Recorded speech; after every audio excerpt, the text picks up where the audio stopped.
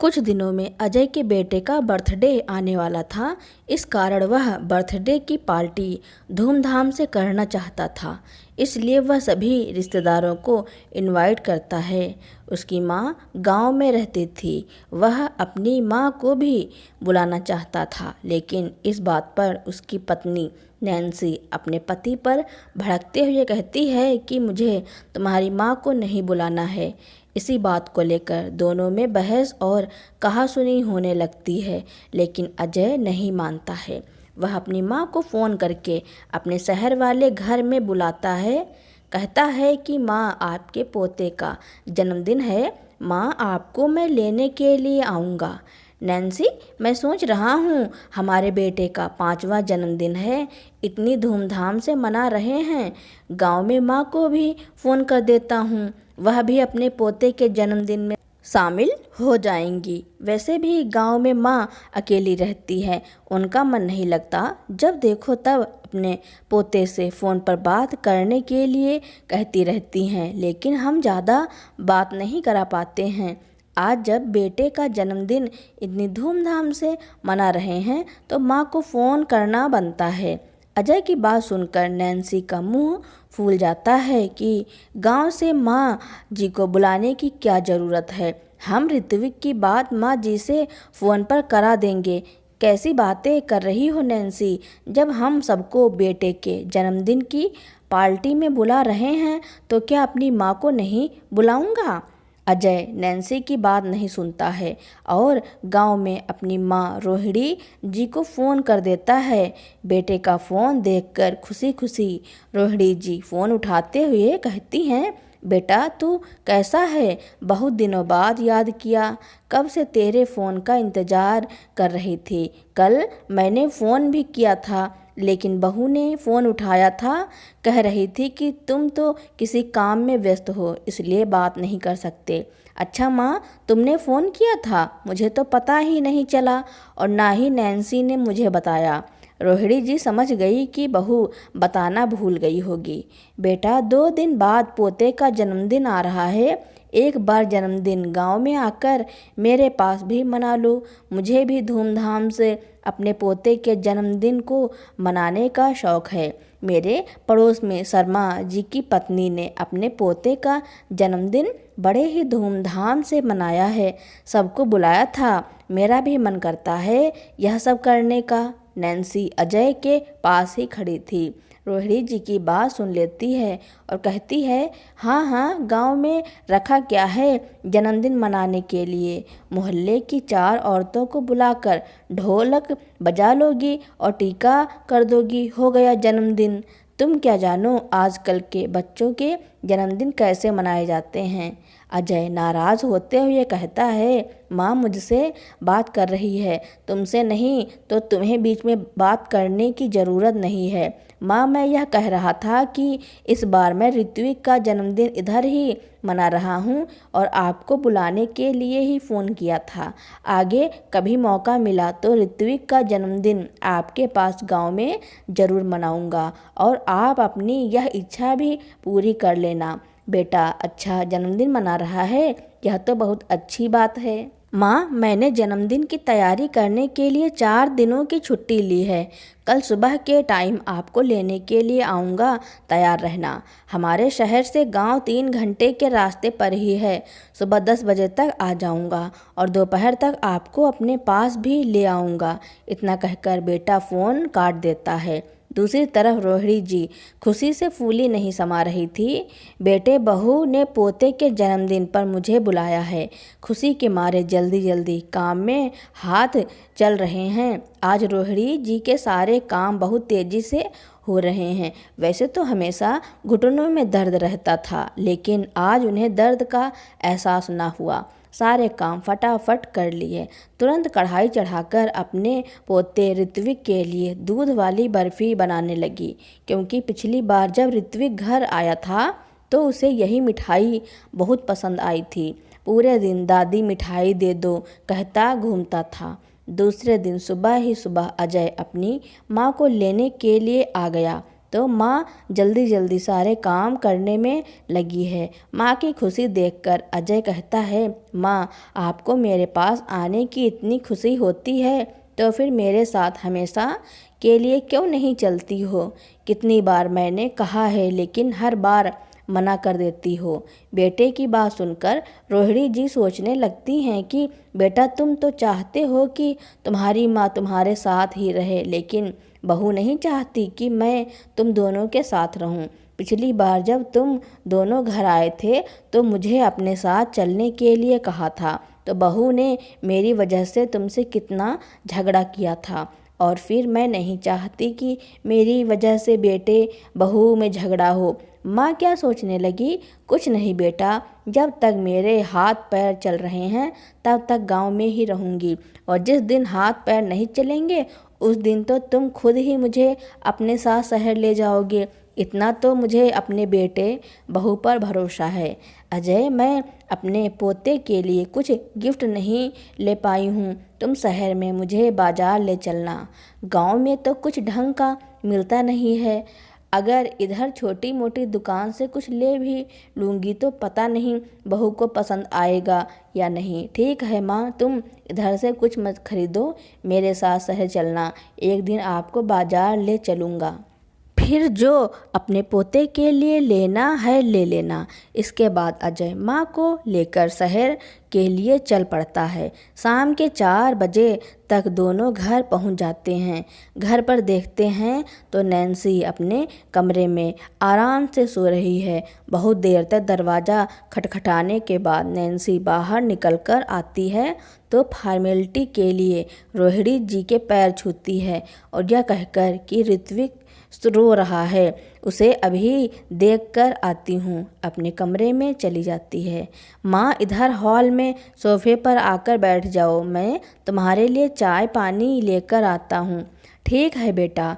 रोहिणी जी सोफे पर बैठ जाती हैं और अजय माँ के लिए पहले पानी लाता है, फिर चाय बनाने लगता है।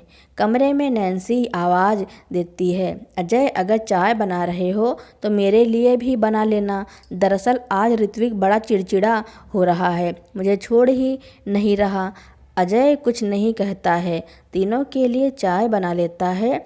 चाय पीने के बाद रोहिणी जी अपनी बहू से कहती हैं, बहू अगर पोता ना सोया हो तो उसको मेरे पास भेज दो, मुझे उससे मिलने की बड़ी इच्छा हो रही है। और तो और मैं उसके लिए दूध की बर्फ़ी भी बना कर लाई हूँ, उसे बहुत ज़्यादा पसंद है। माँ जी बड़ी मुश्किल से तो सोया है, जब जागेगा तब मिल लेना। अजय नैन्सी के भड़के हुए स्वभाव से बहुत अच्छी तरह से परिचित था कि उसका मुंह क्यों बना हुआ है। उसे मेरी माँ का घर में आना पसंद नहीं आया है। लेकिन थोड़ी देर में ऋत्विक खुद ही कमरे से बाहर आ गया और सामने दादी को देखकर भागकर दादी के गले लग गया। दादी आप कब आई? मुझे पता भी नहीं था। बस बेटा अभी आई। बड़े प्यार से रोहिणी जी अपने पोते को गले लगाती हैं, खूब सारा लाड़ दुलार करती हैं। डब्बे से दूध की बर्फ़ी निकाल कर पोते को देती हैं और कहती हैं, ले ऋत्विक, तुझे बर्फ़ी बहुत पसंद है, देख तेरे लिए कितनी बर्फ़ी बनाकर लाई हूँ। ऋत्विक एक बार में ही पूरी मिठाई खा लेता है और दोनों हाथ में एक एक पीस पकड़ लेता है। तो नैन्सी झुंझलाते हुए कहती है, माँ जी उसको इतनी मिठाई मत खिलाओ, पेट खराब हो जाएगा, इतना मीठा खाएगा तो पेट दुखेगा। दोनों पीस हाथ से छुड़ाकर वापस डब्बे में रख देती है। ऋत्विक रोने लगता है लेकिन नैन्सी तब भी नहीं सुनती। अजय को नैन्सी का यह व्यवहार पसंद नहीं आता है। कमरे में नैन्सी से कुछ कहने के लिए आता है तो नैन्सी पहले ही बड़बड़ाने लगती है, मैं इसीलिए तुम्हारी माँ को नहीं बुलाती हूँ, मेरे बेटे को बिगाड़ कर रख देती हैं। इतनी सारी मिठाई खाने के लिए देने की क्या ज़रूरत थी? कल को दांत में दर्द होने लगेगा तो अस्पताल ले जाना पड़ेगा। अजय नैन्सी की बात को काटता हुआ कहता है, कैसी बातें कर रही हो? नैन्सी माँ के घर की बनी मिठाई से ऋत्विक के दांत में दर्द होने लगे। लेकिन तुम जो सुबह शाम उसे चॉकलेट खिलाती हो उससे कुछ नहीं होता है क्या? सच बताऊं तो दांत चॉकलेट खाने से खराब होते हैं, ना कि मिठाई से। तुम्हें तो बस मूड खराब करने का मौका चाहिए। माँ को भूख लग रही है, हम दोनों के लिए खाना परोस दो। चौंकते हुए नैन्सी कहती है, क्या तुम लोग गांव से खाना खाकर नहीं आए हो? मैंने तो अपना और ऋत्विक का खाना बनाया था, तुम लोगों का खाना नहीं बनाया था। मुझे लगा तुम दोनों गांव से खाकर आओगे। नैन्सी, इतना तो तुम्हें समझना चाहिए कि माँ को गांव से मैं 11 बजे लेकर निकला था। अगर माँ खाना बनाने लगती तो हमें आते आते रात हो जाती। तुम्हारे आलस की भी हद होती है। जरा सा भी कॉमन सेंस नहीं है कि जब हम लोग गांव से आएंगे तो खाना खाएंगे ही। सिर्फ अपने आलस की वजह से तुमने खाना नहीं बनाया। यह बात सुनते ही नैन्सी भड़क जाती है। हाँ हाँ, अब तो तुम्हारी माँ आ गई है तो अब तुम मुझसे रोज़ ही किसी न किसी बात को लेकर झगड़ा करोगे। बहू की आवाज़ सुनकर रोहिणी जी आवाज़ देते हुए कहती है, अरे बेटा, मुझे भूख नहीं है। वैसे भी मेरा पेट 2 दिन से कुछ ठीक नहीं था। मैं खाना नहीं खाऊंगी। सुबह नाश्ता भी बहुत भारी कर लिया था। थोड़ी मिठाई खाकर पानी पी लूँगी। अब सीधा रात को ही खाना खाऊंगी, कहीं बेटे बहू में बात ना बढ़ जाए। इसीलिए रोहिणी जी खाना खाने से इनकार कर देती हैं। दूसरे दिन नैन्सी अजय से कहती है कि आज मुझे बाजार ले चलो, कुछ शॉपिंग करनी है। अजय खुशी खुशी कहता है, ठीक है नैन्सी, तुम तैयार हो जाओ। वैसे भी हफ्ते भर से ऑफिस में बहुत ज़्यादा व्यस्त था तो जन्मदिन की कुछ भी तैयारी नहीं हो पाई है। हालांकि सबको इनवाइट तो कर दिया है, लेकिन हमारी तैयारी अभी अधूरी है। हमने जो होटल के लिए पार्टी के लिए बुक किया था, एक बार उसका मेन्यू भी डिसाइड कर आएंगे और तुम्हें जो भी शॉपिंग करनी है कर लेना। माँ जी, मैंने सुबह नाश्ता तो बना लिया था, दोपहर का खाना तुम बना लेना। मेरा तो पूरा दिन आज शॉपिंग में ही निकल जाएगा। ठीक है बहू, तुम चिंता मत करो, जाओ आराम से अपनी तैयारी कर लो। अब तो घर पर मैं आ गई हूँ, मैं सारा संभाल लूँगी। जब बेटे बहू शॉपिंग के लिए निकलने लगते हैं तभी रोहिणी जी को याद आता है कि उन्हें भी तो अपने पोते के लिए उपहार लेना है। तो वह बेटे से कहती हैं, बेटे, मुझे भी ऋत्विक के लिए कुछ लेना था। यह सुनकर बहू मुँह बनाते हुए कहती है, हाँ हाँ माँ जी, तो पैसे दे दीजिए, हम बाजार से उसकी पसंद का सामान ले आएंगे। आपको हमारे साथ आने की क्या ज़रूरत है? बेटा, मैं साथ आने की बात तो कहीं भी नहीं है। ठीक है, वैसे भी मुझे ऋत्विक के लिए ही गिफ्ट लेना था। अगर तुम उसके पसंद का ले आती हो तो मैं तुम्हें पैसे दे देती हूँ, इससे अच्छी और क्या बात होगी। पर माँ, तुमने तो कहा था कि तुम ऋत्विक के लिए गिफ्ट लेने चलोगी। घर में बात ना बढ़े इसलिए रोहिणी जी कहती हैं, अरे बेटा, बहू अगर अपने पसंद से ले आएगी तो और भी अच्छा रहेगा। इतना कहकर रोहिणी जी बहू के हाथ में 1000 रुपये दे देती हैं। अगले दिन ही ऋत्विक का जन्मदिन है। धूमधाम से ऋत्विक के जन्मदिन की तैयारी चल रही हैं। पूरे आंगन में ऋत्विक भी धमा चौकड़ी मचाते हुए घूम रहा है। कभी दादी की गोद में बैठता है तो कभी पापा के कंधों पर चढ़ जाता है।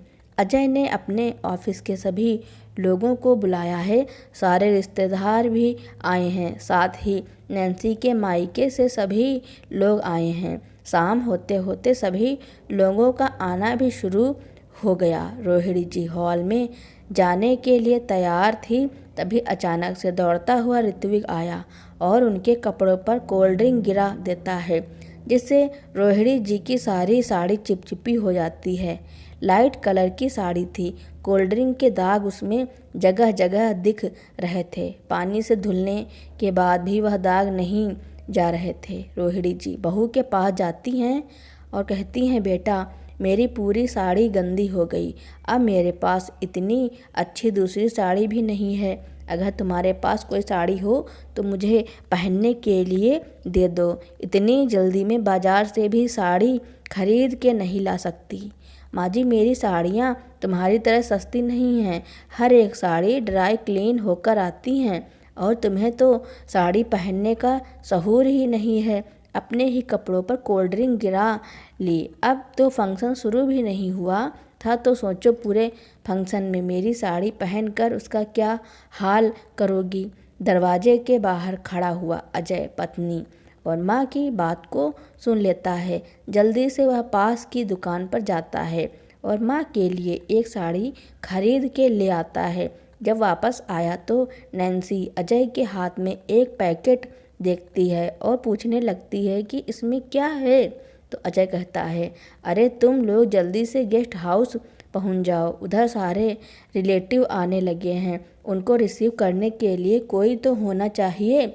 हम दोनों अभी तक इधर ही हैं, यह अच्छा नहीं लगता है। और नैन्सी को फटाफट से कार में बैठा देता है। माँ को मैं पीछे से लेकर आता हूँ, पूरा घर अच्छे से बंद कर देना। हाँ हाँ, मैं सारा घर अच्छे से लॉक करके आऊँगा, तुम चिंता मत करो। माँ का हाथ पकड़कर वह साड़ी का पैकेट देते हुए कहता है, माँ जल्दी से इस साड़ी को पहन लो, आपके लिए नई साड़ी लेकर आया हूँ। कार में बैठी हुई नैन्सी यह सब देख लेती है और आग बबूला हो जाती है। कार से उतरकर सीधा अंदर जाती है और पैकेट से साड़ी निकालते हुए कहती है, अजय, माँ के लिए नई साड़ी खरीद के लाए हो, एक बार मुझसे पूछा भी नहीं। बहुत माँ माँ करते हो, हमेशा माँ का बेटा बने रहते हो। अगर अपनी माँ के लिए ही सब करना था तो मुझसे शादी क्यों की। अगर माँ की ही सारी बातें माननी थी तो मेरी ज़रूरत ही क्या है। नैन्सी, यह तुम कैसी बातें कर रही हो। तुम्हारी जगह अलग है और माँ की जगह अलग है, और मैंने तुम्हें किसी चीज़ को खरीदने से मना नहीं किया है। कल तुम्हें जितनी खरीदारी करनी थी मैंने तुम्हें कराई। बताओ, एक बार भी मैंने मना किया हो। लेकिन आज जब मैं माँ के लिए कुछ पैसों की साड़ी ले आया तो तुम इतना भड़क रही हो, जबकि कल तुम 10,000 रुपये की शॉपिंग करके आई हो। माँ ने कुछ भी नहीं कहा। घर में आराम से रहना सीखो, हर बात पर तुलना मत किया करो। माँ माँ होती है और पत्नी पत्नी होती है, और मैं दोनों के फ़र्ज अच्छे से निभाने की कोशिश कर रहा हूँ। अगर तुम्हारे लिए कोई कमी छोड़ता हूँ तब तुम मुझसे शिकायत करो। इतने अच्छे मौके पर भी बहू बेटे में फिर से बहस होने लगी। यह देखकर रोहिणी जी को बहुत बुरा लगता है और साड़ी को दूसरी तरफ रखते हुए कहती हैं, बेटा, मेरी यह साड़ी सूख गई है, अब मुझे इसे पहनने में कोई समस्या नहीं है। तुम यह साड़ी बहू को दे दो। नहीं माँ, यह साड़ी मैं तुम्हारे लिए लाया हूँ और तुम ही पहनोगी। इतने पैसे कमाता हूँ तो क्या एक साड़ी खरीदने के लिए भी मुझे अपनी पत्नी से पूछना पड़ेगा, जबकि पत्नी को लाखों की शॉपिंग कराता हूँ तो आज कुछ नहीं कहती हो। यह बात नैन्सी को समझनी होगी। मैं खुशी खुशी उसकी सारी फरमाइश से पूरा करता हूँ, यह उसे नहीं दिखाई देता। माँ के लिए एक साड़ी खरीद लाया तो उसे खटक गया। नैन्सी को अपने स्वभाव में बदलाव लाना पड़ेगा। उसका यह नेचर मुझे बिल्कुल भी पसंद नहीं है। बहू को रोहिणी जी जैसे तैसे बात को शांत करती हैं, बहू को गेस्ट हाउस भेज देती हैं और बेटे को भी शांत करती हैं। रोहिणी जी सोचने लगती हैं कि मेरी वजह से बहू बेटे में कहासुनी होने लगती है। पोते का जन्मदिन होते ही वह गांव वापस चली जाएंगी, अब नहीं रुकेंगी। लेकिन इधर बेटे ने तो उनके लिए कुछ और ही सोच रखा था। अजय एक बहुत ही समझदार और सुलझा हुआ लड़का था। वह अपने पति के फर्ज को भी बहुत अच्छे से समझता था, साथ ही साथ माँ का मान सम्मान करना भी जानता था। किसी एक को खुश करने के लिए वह दूसरे को दुखी नहीं करना चाहता था। इसलिए मन ही मन नैन्सी को सबक सिखाने का निर्णय ले लेता है, क्योंकि वह नैन्सी की इन छोटी मोटी बातों से बड़ा ही दुखी हो गया था। ऋत्विक के जन्मदिन की पार्टी बड़े ही धूमधाम से मनाई जाती है, जहाँ पर उसके मम्मी पापा, भाई भाभी, सारे रिश्तेदार और आस पड़ोस के लोग भी आते हैं। नैन्सी के माता पिता उसी शहर में रहते हैं जिसमें नैन्सी और अजय रहते थे। जन्मदिन की सारी पार्टी होने के बाद सभी लोग घर वापस आ गए। नैन्सी पूरी पार्टी में अपनी सास से मुंह फुलाए रही, ना तो उनसे ठीक से बात की, ना ही खाने पीने के लिए पूछा। दूसरी तरफ अजय दोनों तरफ तालमेल बैठाने की कोशिश करता रहता। अगले दिन रोहिणी जी बेटे बहू से कहती हैं कि बेटा, पोते का जन्मदिन हो गया, अब वह गांव जाना चाहती है। यह सुनकर नैन्सी बड़ी खुश हो जाती है, लेकिन अजय कहता है, माँ तुम गांव जाकर क्या करोगी? वैसे भी पिताजी को गुजरे हुए पूरे 4 साल हो गए हैं। 4 सालों में तुम गांव में अकेली ही रही हो, कोई देखने सुनने वाला भी नहीं है। अगर कभी तबीयत खराब हो जाए तो कोई एक गोली देने वाला नहीं है। अब तुम कहीं नहीं जाओगी, मेरे पास शहर में ही रहोगी। जब आपके बेटे बहू हैं तो गांव में अकेले रहने की क्या ज़रूरत है? यह सुनकर नैन्सी के चेहरे का रंग ही उड़ गया। आग बबूला होते हुए कहने लगी, इन्हें गांव में रहने में क्या समस्या है? हम अभी अपने साथ नहीं रख सकते हैं। क्यों नैन्सी, मैं अपनी माँ को अपने साथ क्यों नहीं रख सकता? और तुम्हें मेरी माँ से समस्या क्या है? जबकि वह घर में रहती हैं तो तुम्हारे कितने कामों में सहायता करा देती हैं। तुम फ्री होकर कहीं आ जा सकती हो, रसोई के कामों में भी हाथ बटा देती हैं। मैं माँ को गांव वापस नहीं जाने दूंगा, यही मेरा आखिरी निर्णय है। अजय के गुस्से को देखकर नैन्सी थोड़ा सा शांत हो जाती है, क्योंकि इससे पहले उसने अजय को इतना ज़्यादा गुस्सा करते हुए नहीं देखा था। अजय माँ का हाथ पकड़कर कमरे में ले जाने लगता है तो कहता है, माँ तुम्हारा शरीर तो बुखार से तप रहा है और तुमने बताया भी नहीं। चलो अभी तुम्हें डॉक्टर को दिखाने के लिए चलते हैं। अरे नहीं बेटा, डॉक्टर को दिखाने की ज़रूरत नहीं है। मैंने बुखार की दवाई खा ली है, रात में उसका असर हो गया था। अभी सुबह नाश्ता करके फिर से दवाई खा लूँगी तो ठीक हो जाएगा। इतना कहकर रोहिणी जी कमरे में आराम करने के लिए चली गईं। इधर अजय भी अपने ऑफिस चला गया। शाम को अजय जब ऑफिस से वापस आया तो देखा नैन्सी सज धज कर कहीं जाने के लिए तैयार बैठी है। अरे नैन्सी, कहीं जा रही हो क्या? हाँ, आज मेरी मम्मी ने हम दोनों को डिनर पर बुलाया है। तुम भी जल्दी से हाथ मुंह धोकर कपड़े चेंज कर लो, 15-20 मिनट में निकलते हैं। नैन्सी अपनी माँ के इधर, तुम चली जाओ, मैं नहीं जा सकता। तो गुस्साते हुए नैन्सी कहती है, तुम क्यों नहीं जा सकते? नैन्सी, माँ की तबीयत ठीक नहीं है, मैं उनको अकेले छोड़कर नहीं जा सकता। माँ जी को थोड़ा सा बुखार ही तो है और बुढ़ापे में थोड़ी बहुत तबीयत तो ऊपर नीचे लगी रहती है। बुढ़ापे पर यह सब चलता रहता है।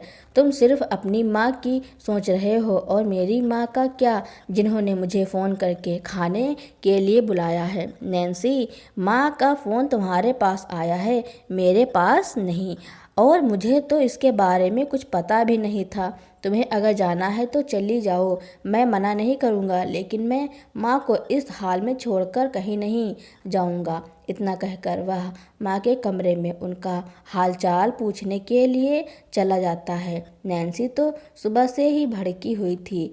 जब अजय उसकी माँ के घर डिनर पर जाने से मना कर देता है, फिर तो वह आग बबूला हो जाती है और भड़कते हुए कहती है, मुझे नहीं पता था कि तुम इतना जल्दी मम्मी मम्मी करते हो। अगर मुझे पता होता तो मैं तुमसे शादी ही ना करती, पूरी ज़िंदगी अपनी माँ के साथ ही रहते। क्या ज़रूरत थी तुम्हें शादी करने की, जब पूरा समय माँ माँ ही करना है। पता नहीं अकेले में क्या बातें करते हो, पक्का मेरी बुराई ही करते होगे। जब से तुम्हारी माँ आई है तब से मुझे भी कम समय देते हो। नैन्सी, यह तो तुम्हारी हमेशा की आदत है। अगर मैं माँ से कुछ बात कर लूँ तो तुम्हारा मुंह फूल जाता है और हमेशा तुम्हें यही लगता है कि माँ से मैं तुम्हारी बुराई कर रहा हूँ। अरे तुम्हारे अलावा भी दुनिया में बहुत सारे काम हैं और तुम्हारी बुराई क्यों करूँगा। नैन्सी, मैं सिर्फ तुमसे इतना कह रहा हूँ कि माँ की तबीयत ठीक नहीं है, मैं उन्हें अकेले छोड़कर नहीं जाऊँगा, फिर कभी बाद में तुम्हारे घर चलूँगा। गुस्से में नैन्सी कैब करके अपने मायके चली जाती है। कमरे में आकर अजय कहता है, माँ चलो तो मैं डॉक्टर को दिखा देता हूँ। डॉक्टर को दिखाने के बाद रोहिणी जी बेटे से कहती हैं, बेटा तुमने मुझे डॉक्टर को दिखा दिया और मेरी तबीयत भी ठीक है, तुम बहू के मायके चले जाओ। उसकी माँ ने इतने प्यार से बुलाया है, नहीं जाओगे तो सबको बुरा लगेगा। माँ, क्या उन्हें पता नहीं था कि घर में मेरी माँ आई हुई है? फिर उनकी माँ ने सिर्फ हम दोनों को ही डिनर पर क्यों बुलाया? आपको भी बुला सकती थी। यह सब नैन्सी का ही काम है, मुझे सब समझ में आता है। छोड़ो बेटा, जो भी बात हो बढ़ाते नहीं हैं। माँ की जिद करने पर अजय नैन्सी के घर चला जाता है और सबसे बहुत अच्छे से मिलता जुलता है। अजय नैन्सी के माता पिता का बहुत सम्मान करता है। रात 11 बजे तक दोनों लोग वापस आ जाते हैं। उस पूरी रात अजय को नींद नहीं आती है, क्योंकि सब कुछ अच्छा करने के बाद भी उसकी पत्नी खुश ही नहीं होती है। हमेशा शिकायत ही करती रहती है कि तुम कभी मुझे समय नहीं देते, हमेशा माँ माँ करते रहते हो, जबकि उसे खुद का नहीं दिखाई देता। घर में मेरी माँ रहते हुए भी पूरे दिन में 5 मिनट भी उनसे बात नहीं करती है और मायके में 5-5 घंटे फ़ोन पर चिपकी रहती है। मैं कुछ नहीं कहता। अब पानी सर के ऊपर हो रहा है, मुझे कुछ करना ही होगा।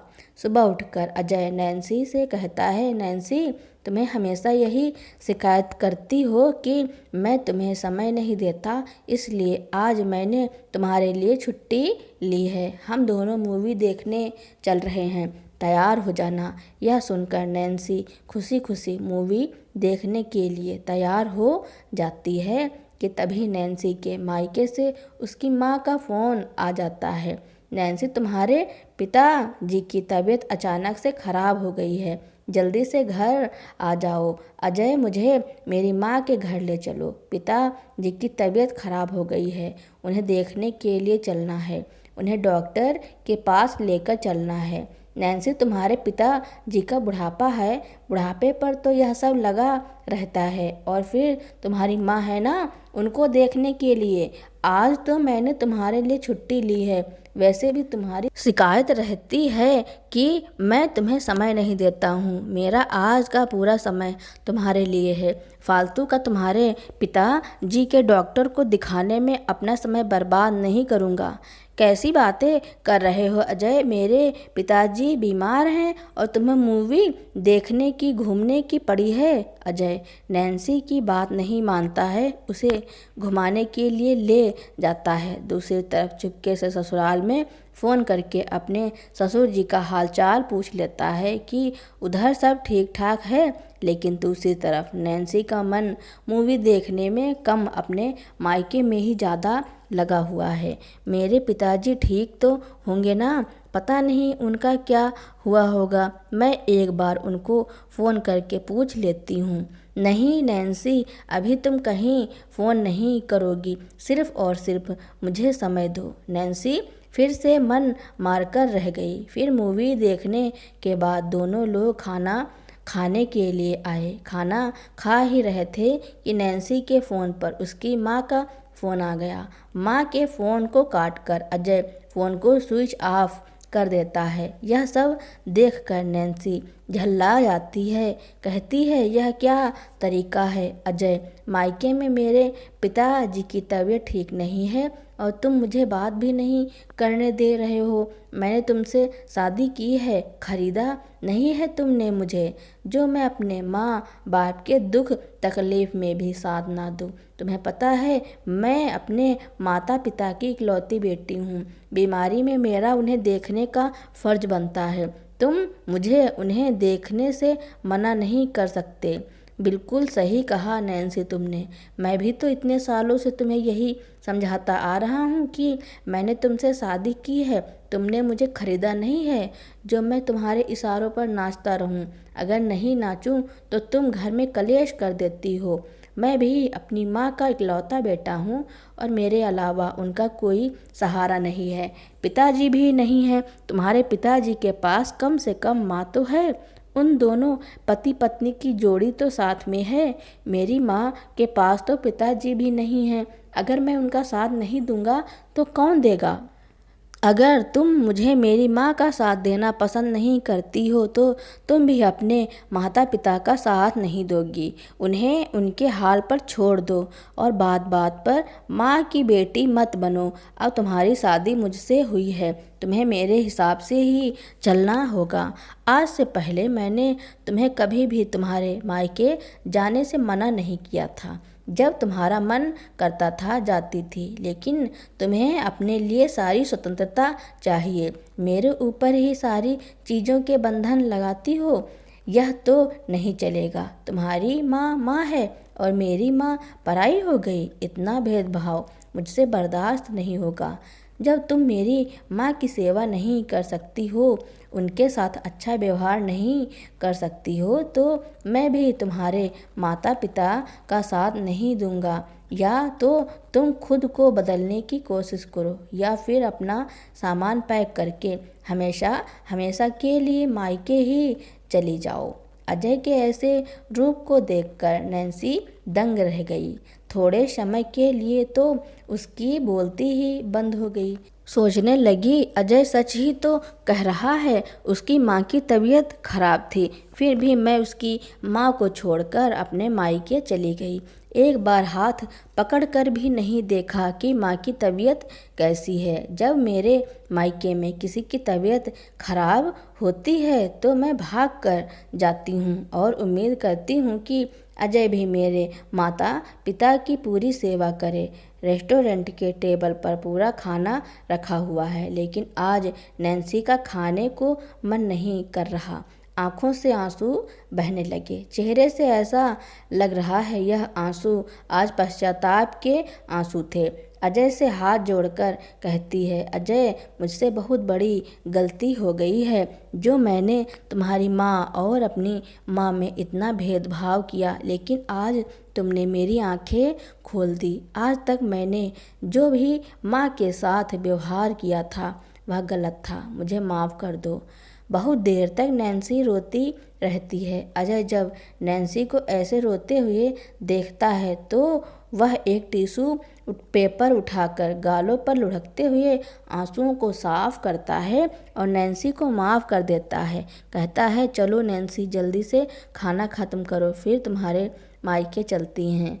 पिताजी की अच्छे से डॉक्टर को भी दिखाना है। यह सुनकर नैन्सी फटाफट से खाना ख़त्म करती है और अपने मायके के लिए निकल जाती है। मायके में देखती है कि अजय कितने प्यार से उसके पिताजी का हाथ पकड़कर डॉक्टर के पास ले जा रहा है, उनकी पूरी देखभाल कर रहा है। कभी दवाई लेने के लिए भागता है तो कभी पिताजी के सर को सहलाता है।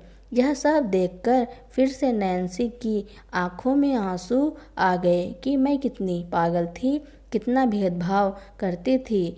अजय ने कभी भी मेरे माँ बाप के साथ भेदभाव नहीं किया, हमेशा मुझे भी खुश रखने की कोशिश की है, लेकिन मैंने ही उसे समझने में देर कर दी। थोड़ी देर में नैन्सी अजय से कहती है, अब पिताजी ठीक हैं, चलो हम घर चलते हैं।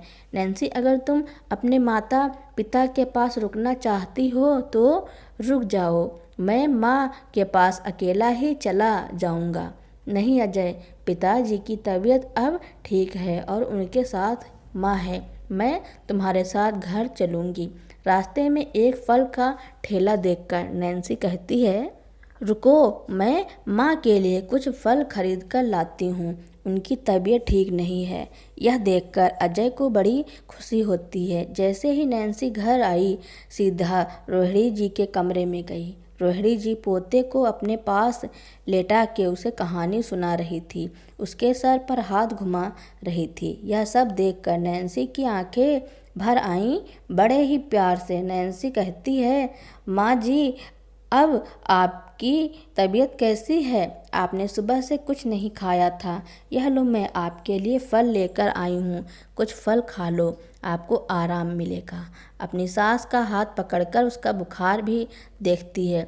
अब तो माँ का बुखार ठीक है।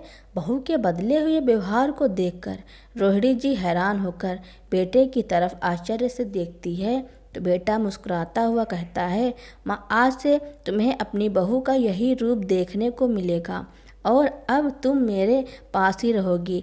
अब मैं आपको कहीं नहीं जाने दूंगा। आप मेरे साथ इधर शहर में ही रहोगी। आपसे मुझे कितना आराम मिलता है, देखा नहीं? हम दोनों आराम से मूवी देखने चले गए और ऋत्विक को पूरे दिन के लिए आपके पास छोड़ गए। कितने प्यार से आपने ऋत्विक को रखा है। और अपने किए के लिए नैन्सी रोहिणी जी से माफ़ी मांगती है। आज रोहिणी जी अपनी बहू के बदले हुए व्यवहार को देखकर बहुत खुश है और वह खुशी से बहू को माफ़ कर देती है। बेटे से पूछती है कि बहू को ऐसी कौन सी घुट्टी पिला दी जिससे उसका हृदय परिवर्तन हो गया है। क्यों माँ, आपको बहू का बदला हुआ रूप पसंद नहीं आया क्या? अरे नहीं बेटा, मैं तो हमेशा से यही चाहती थी कि मेरी बहू इतनी ही समझदार हो जाए। और मुझे क्या चाहिए? बस माँ यह समझ लो, आज मैंने उसे सच्चाई का आईना दिखा दिया है जिसमें उसे उसकी कमियां नज़र आ गईं। आज से घर में सब कुछ ठीक रहेगा। सभी लोग घर में बहुत अच्छे से रहने लगे। अब नैन्सी अपनी सास का बहुत ही ध्यान रखने लगी थी। रोहिणी जी भी बहू से बहुत प्यार करती थी। अब अजय भी अपने ऑफिस आराम से जाता था। उसे किसी चीज़ की टेंशन नहीं थी क्योंकि अब घर में किसी प्रकार का कोई झगड़ा और कलेश नहीं होता था। इसलिए उसका काम करने में मन बहुत अच्छे से लगता था। कुछ ही समय में उसका प्रमोशन हो गया। इस बात से नैन्सी और रोहिणी जी बहुत खुश हो गईं क्योंकि प्रमोशन हुआ तो सैलरी भी बढ़ जाएगी। इसी प्रकार सभी का जीवन हंसी खुशी बीत रहा था। तो दोस्तों, अजय ने नैन्सी के साथ जो किया उसके बारे में आपका क्या कहना है और यह कहानी आपको कैसी लगी कमेंट में ज़रूर लिखना। मेरी कहानी सुनने के लिए आपका बहुत बहुत धन्यवाद। अगर मेरी कहानी आपको अच्छी लगती हो या फिर आप मेरे चैनल पर नए हो तो मेरे चैनल को लाइक, कमेंट, शेयर, सब्सक्राइब एवं बेल आइकन का बटन दबाना ना भूलना ताकि मेरी नई नई कहानियाँ आपको पहले ही मिलती रहें।